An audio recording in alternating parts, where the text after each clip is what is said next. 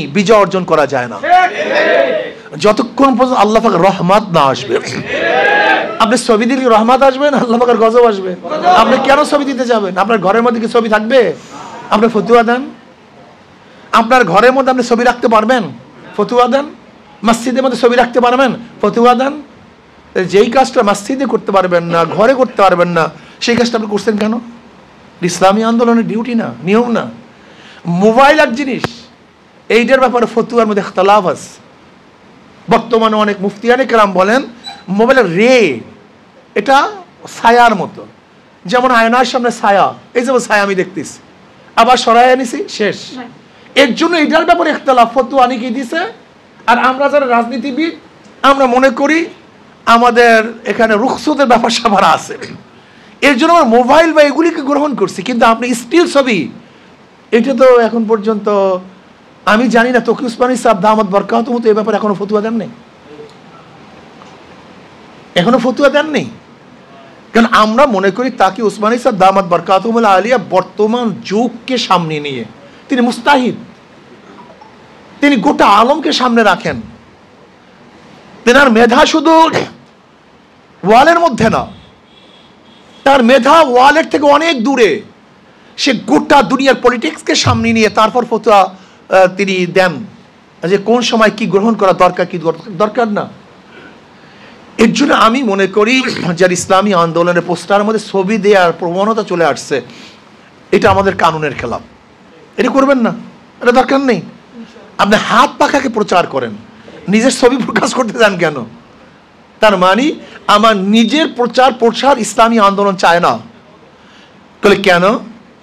ওমর ইবনে খাত্তাব রাদিয়াল্লাহু তাআলা আনহু যখন অসুস্থ, আবু লুলু যখন তাকে আঘাত করেছে, তিনি অসুস্থ অবস্থায় প্রস্তাব দিয়েছেন, অনেক সাহাবার প্রস্তাব দিয়েছেন যে আপনি আপনার ছেলেকে লিডার বানান, খলিফাতুল মুমিনিন বানান। তিনি কি বললেন? যেই বোঝা আমি বহন করেছি, যে ভার আমার মাথায় ছিল, আমি চাই না আমার কোনো সন্তান সেই ভার, সেই ওজনকে বহন করুক। আমরা ক্ষমতাকে ওজন মনে করি, ক্ষমতাকে বোঝা মনে করি, এটাকে ভারী মনে করি। তিনি কি বলেছেন? ওমর একাই আল্লাহর কাছে জবাব দেউক, তার কোনো আত্মীয়, কোনো স্বজন, কোন পরিবার পরিজন আল্লাহর কাছে জবাব দিবে, এটা আমি চাই না। এটা জবাব দিতে মনে করি ক্ষমতাকে। আর আমরা মারামারি করি এখন সভাপতি হওয়ার জন্য, সেক্রেটারি হওয়ার জন্য। এটা ইসলামের কানুনই না। যাই হোক, এই ব্যাখ্যা অনেক বিশাল। ইসলামের সাথে বাহ্যিক অন্য অন্য আদর্শের সাথে মিলই নেই। আমরা তো ক্ষমতা জিতেই চাই না, আমি তো লিডার হতেই চাই না, কিন্তু জনগণ যখন প্রয়োজন মনে করে তখন প্রয়োজনের ক্ষেত্রে আমি আসি। আমি ইমাম হতে চাই না, যদি ইমামতি কেউ নাই করে তো ইমাম হবে কে? একজন করতে হবে। কিন্তু আমি চাই না যখন মুক্তাদিরা, মুসল্লিরা বলে আপনি যান, তখন তাদের প্রয়োজনে আমি যাই। পার্থক্য করে বুঝাতে পারছি তো? একটা নিজে যাওয়া আর জনগণের প্রয়োজনে যাওয়া দুইটা এক জিনিস না। যখন আপনি নিজে যাবেন তখন আপনি হবেন জালেম, অত্যাচারী। আর যখন জনগণের জন্য যাবেন তখন আপনি হবেন খাদেম, সেবক। এই দুই মধ্যে হাজার হাজার পার্থক্য আছে। এই জন্য ইসলামী আন্দোলন বাংলাদেশের নীতি আদর্শগুলি যদি আমরা মেনে চলি, আমি মনে করি আমাদের দর্শনগুলি যদি আপনারা বুঝতে পারেন, তাহলে এই বাংলাদেশের অবস্থাটা কি হবে জানেন? এটা জান্নাতের বাগিচা হয়ে যাবে। এর চুরি থাকবে না, ডাকাতি থাকবে না, গুন্ডামি থাকবে না, বদমাশি থাকবে না, কিছুই তো থাকবে না। সমস্ত মানুষ অধিকার ফিরে পাবে। প্রত্যেকটা মানুষ, চাই সে মুসলমান হোক, খ্রিস্টান হোক, বৌদ্ধ হোক, উখরিজাত লিন্নাস, আমাদের বের করা হয়েছে মানুষদের জন্য, মানুষের কল্যাণের জন্য। ইসলাম শুধু মুসলমান মুমিনদের জন্য নয়। কুনতুম খায়রা উম্মাতিন উখরিজাত লিন্নাস, আমাদেরকে বের করেছে গোটা মানুষ গোষ্ঠীর জন্য, গোটা মানব গোষ্ঠীর জন্য আমাদেরকে বের করা হয়েছে। ইসলাম, আমি সেদিন হিন্দু, বৌদ্ধ, খ্রিস্টানদের এক কাফেলা আসছিল আমাদের সাথে দেখা করার জন্য। আমি বললাম দেখেন ভাই, আপনারা ডাক্তারের অপারেশনের অবস্থায় শুধু বয়ান করেন, কিন্তু ডাক্তার সাহেবের ব্যক্তিগত আদর্শ আপনার সাথে মোলাকাতের বয়ান তো করেন না। তার মানে বুঝাতে পারছি? ইসলামের শুধু যুদ্ধের সম্পর্কে আপনার আলোচনা, ইসলামরা খালি যুদ্ধ করে, খালি যুদ্ধ করে। আর আমি ওটা তো অপারেশনের সময়ের কথা। ওটা কোন সময়ের কথা? ওটা তো ওডির কথা, অপারেশনের সময়ের কথা। যখন যুদ্ধ থাকে না তখন মুসলমানদের আদর্শ নিয়ে একদিনও গবেষণা করেছেন? হ্যাঁ, যত পাশ্চাত্যবিদরা এদের অবস্থাটা কি? মুসলমানদের শুধু যুদ্ধের কথা আলোচনা করে। ভাই ওটা তো ওডির কথা। ওডির মধ্যে কি ডাক্তার কি করে? তখন তো কাটাছিরাই করে, ওটার ছাড়া তো ভালো হবে না। কিন্তু ডাক্তার সাহেব যখন অপারেশন করে না তখন তার আখলাক, তার চরিত্র, তার কাছে গিয়ে দেখছেন। দেখেন আমাদের যুদ্ধকালীন এক অবস্থা, আর যুদ্ধের বাইরে আমাদের ভিন্ন অবস্থা। যুদ্ধকালীন অবস্থা আমাদের ভিন্ন, আমরা তখন খুবই রাগী থাকি, খুবই গরম থাকি, আমাদের অবস্থা খুবই অবস্থা খারাপ। কি অবস্থা? আশিদ্দাউ আলাল কুফার। তখন আমাদের শুধু চিন্তা থাকে বিজয়। মুসলমান যখন রণাঙ্গনে নামে তখন তাদের শুধু মাথার মধ্যে একটাই থাকে, বিজয় অর্জন করতে হবে, এছাড়া মাথার মধ্যে কিচ্ছু থাকে না। কিন্তু যখন আমাদের যুদ্ধকালীন অবস্থা শেষ হয়ে যায়, রুহামা উবাইনাহুম, তখন আমাদের চেয়ে নরমও কেউ থাকে না। আপনারা শুধু আমাদের যুদ্ধের অবস্থা সম্পর্কে বর্ণনা করেন, এই পাশ্চাত্যরা আমাদের শুধু যুদ্ধ সম্পর্কে মুসলমান ভাই। যুদ্ধকালীন অবস্থা এক সময়, আর যখন যুদ্ধ থাকার নিরাপত্তার সময় ভিন্ন।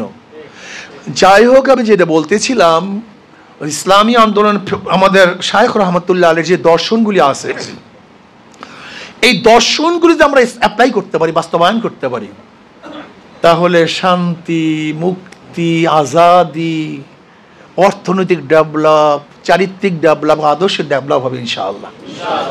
যাই হোক, এর জন্য তার দর্শনের দরকার।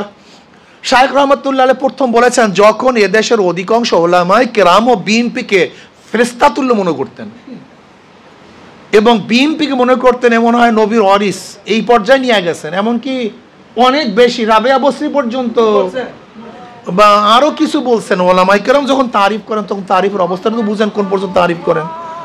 ওলামায়ে কেরামের সমস্যা যখন তারিফ করেন তখন তারিফেরও একেবারে উচ্চ পর্যায়ে করেন, আর যখন মুজাম্মাত বয়ান করেন তখন মুজাম্মাতটাকে সেই পর্যায়ে হবে। কথা ঠিক না? এটা হবে, এটা জানেন।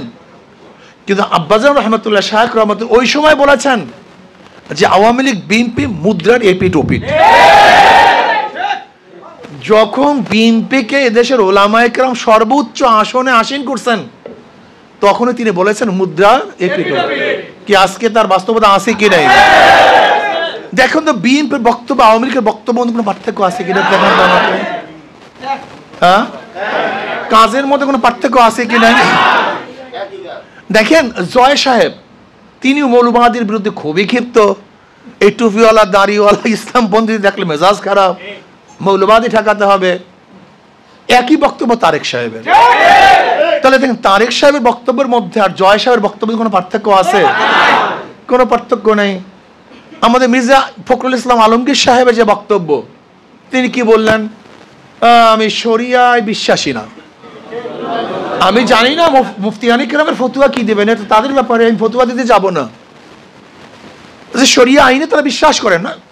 ওনাকে আমার খুব ভাল লাগে, মির্জা ফখরুল ইসলাম আলমগীর সাহেবের কাছে আমার খুব ভাল লাগে। ওই ব্যক্তি মুনাফিক টাইপ না, উনি স্পষ্ট, এটা ভালো, খুব স্পষ্ট কথা বলা ভালো। উনি একজন ভালো জানুয়া সানুয়া লোক, উনি কিন্তু ভালো রাজনীতিবিদ, এই যে ওনার কথাবার্তা আমার কাছে ভালো লাগে। কিন্তু আমার প্রশ্ন হলো এই, উনি ডেমোক্রেসি সম্পর্কে, গণতন্ত্র সম্পর্কে যে আলোচনা করেন, ওনার দল কি ওনার বক্তব্য মানেন? উনি কি বলছেন? র্যাম্বো ন্যাশন করবেন। র্যাম্বো ন্যাশন মানে কি? রং ধনু যেরকম বিভিন্ন রং একত্রিতভাবে থাকে, র্যাম্বো ন্যাশন হলো একটা রং ধনু জাতি। যে রং ধনু জাতির মধ্যে হাজার ডিজাইনের, হাজার মতের, হাজার আদর্শের মানুষ থাকবে, যেখানে মুসলমান, হিন্দু, বৌদ্ধ, খ্রিস্টান, আপনার বিরুদ্ধে লোকও থাকবে, আপনার পক্ষে লোকও থাকবে। র্যাম্বো ন্যাশন একটা ইউনিট করতে চান। তা আমি প্রশ্ন করতে চাই, আপনি করবেন র্যাম্বো ন্যাশন করবেন, অথচ আপনার দলের লোক যদি আপনার বিরুদ্ধে কথা বলে তাদের ঠুটলি চেপে ধরবেন, জিব্রা কেটে দেবেন, এটা কি র্যাম্বো ন্যাশন হয়? এটা কি ডেমোক্রেসি হয়? তার বক্তব্য এক ডিজাইনের, তার কর্মীদের কাজ আর এক ডিজাইনের। তার নেতারা কি বলে যে কেউ যদি অন্য মার্কায় ভোট দেয় তাহলে বিএনপির কর্মীরা মনে হয় ঠ্যাং নিয়ে আর বাড়িতে যেতে দেবেন। এটা কোনো বক্তব্য হয় নাকি? এটা বক্তব্য হয়? এগুলো র্যাম্বো ন্যাশন নয়, এগুলো ডিক্টেটরশিপ। এটা হলো চরমপন্থা, এটা সন্ত্রাসবাদ হয়, একনাথতন্ত্র হয়, এটা বাকশাল হয়। যেরকম জিয়াউর রহমান সাহেব সর্বদলীয় গণতন্ত্র করেছেন, আর শেখ সাহেব করেছেন বাকশাল, আজকে আপনারাও সেই বাকশালের দিকে যাচ্ছেন, একই, কাউকে রাখতে দেবেন না, কাউকে ঢুকতে দেবেন না, কাউকে ভোট করতে দেবেন না। এটা বাকশালী কথা, এটা ডেমোক্রেসির কথা না। বিএনপি ওয়ালারাও চাঁদা তুলে, আওয়ামী লীগেরাও চাঁদা তুলে, শুধু হাতের পরিবর্তন হয়েছে, চাঁদার পরিবর্তন হয়নি। বিএনপি ওয়ালারাও দেখছি খুন করতেছে, আওয়ামী লীগেরাও খুন করছে, নাকি করে নেই ভাই? কেমন খুনাখুনি চলতেছে বর্তমান। বিএনপি নিজেদের মধ্যে নিজেদের প্রায় খুনের সংখ্যা কম বেশি 200-র মতো, কম বেশি হতে পারে, নিজেদের মধ্যে শুধু খুনাখুনি। আমরা দেখেছি আওয়ামী লীগের আমলে মদের বার থেকে আওয়ামী লীগের লোককে ধরা হয়েছে। এখন কি দেখি মদের বান নিয়ে বিএনপির মধ্যে খুনাখুনি হয়ে গেছে। এই কিশোরগঞ্জে দেখেন, মদের ব্যবসাকে কেন্দ্র করে বিএনপির মধ্যে মারামারিতে একজন নিহত, 30 জন আহত। এই কিশোরগঞ্জে আপনারা দেখেছেন, টাঙ্গাইলে বিএনপির সভাপতি সহ মদের এবং জুয়ার বারের থেকে ধরা হয়েছে। এটা আমার না, আমি দেখতেছি যেগুলো পত্রিকায়। তার মানে পার্থক্যটা কি? তারাও মদ খায়, এরাও মদ খায়, এরাও মদের ব্যবসা করে, এরাও মদের ব্যবসা করে। এদের মধ্যেও গাঁজা পাওয়া গেছে বিএনপির মধ্যে, এখন আওয়ামী লীগের মধ্যে গাঁজা ছিল। আমি দেখতেছি বিএনপির লোকজন ইয়াবা ব্যবসায় ধরা পড়ছে, আবার দেখছি আওয়ামী লীগের লোকজনও ধরা পড়ছে। আমাকে পার্থক্যটা দেখান। এরাও দখল করে, এরাও দখল করে। কিয়ামত পর্যন্ত যদি দলের পরিবর্তন হয়, কোনোদিন শান্তি আসবে না। এদের মার্কার মধ্যেই তো ভেজাল, মার্কার মধ্যেই তো ধোঁকাবাজি। যারা নৌকা নিয়ে নির্বাচন করে নৌকা চালাতে পারে না, যারা ধানের শেষে নির্বাচন করে নিজেরা ধান কাটতে পারে না, যারা নাঙ্গল নিয়ে নির্বাচন করে নাঙ্গল চালাতে পারে না, যারা কুঠার নিয়ে নির্বাচন নিজেরা লাকড়ি ফাটতে পারে না, যারা গরুর চাকা নিয়ে নির্বাচন করে নিজেরা গরু গাড়ি